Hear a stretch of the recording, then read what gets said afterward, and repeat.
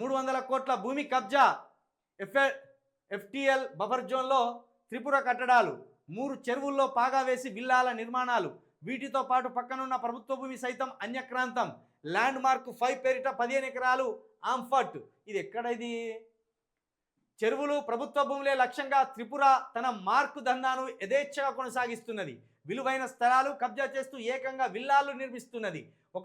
ఒకటి కాదు, 2 కాదు, 3 చెరువుల ఎఫ్టీఎల్ బఫర్ జోన్ల పరిధిలో ఉన్న భూములతో పాటు వాటి పక్కనే ఉన్న ప్రభుత్వ ల్యాండ్లను సైతం కలిపేసుకుంటూ త్రిపుర ల్యాండ్ మార్కు 5 పేరిట విల్లాలు నిర్మిస్తున్నది. మేడ్చల్ జిల్లా కుత్బుల్లాపూర్ నియోజకవర్గం దుండిగల్ గండిమైసమ్మ మండలం దొమ్మెర పోజంపల్లిలో చేపడుతున్న ఈ ప్రాజెక్టులో సుమారు 300 కోట్లకు పైగా విలువైన 15 ఎకరాల చెరువులు ప్రభుత్వ భూములు కబ్జా చేసినట్టు ఆరోపణలు వినిపిస్తున్నాయి.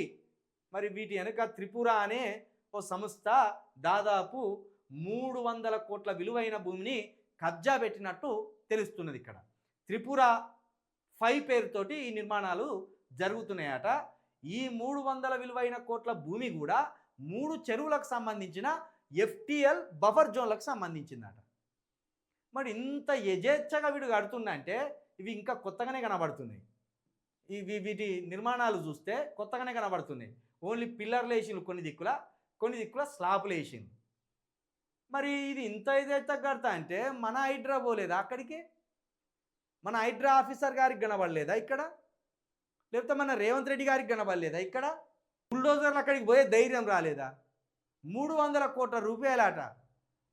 ముష్టి 70 గజాలు 50 గజాలలో ఇల్లు కట్టుకుంటేనే పోయి బుల్డోజర్లు ఉపయోగిస్తుంది, ఆఫీసర్లను ఉపయోగిస్తుంది, వాళ్ళ మెడల మీద కత్తులు పెడుతుంది, వాళ్ళని అప్పటికప్పుడు ఆ ఇంట్లోకి వెళ్ళి వెళ్ళగొడుతుంది. ఇక్కడ 300 కోట్ల విలువైన భూములు అన్యక్రాంతమైతా అంటే 3 చెరువులకు సంబంధించిన ఎఫ్టీఎల్ బఫర్ జోన్లలో ఇంత యథేచ్ఛగా అక్రమ నిర్మాణాలు కడతా అంటే ఏడాది నుంచి మన ముఖ్యమంత్రి గారికి కనబడలేదా? మన హైడ్రా ఆఫీసర్ రంగనాథ్ గారికి కనబడలేదా?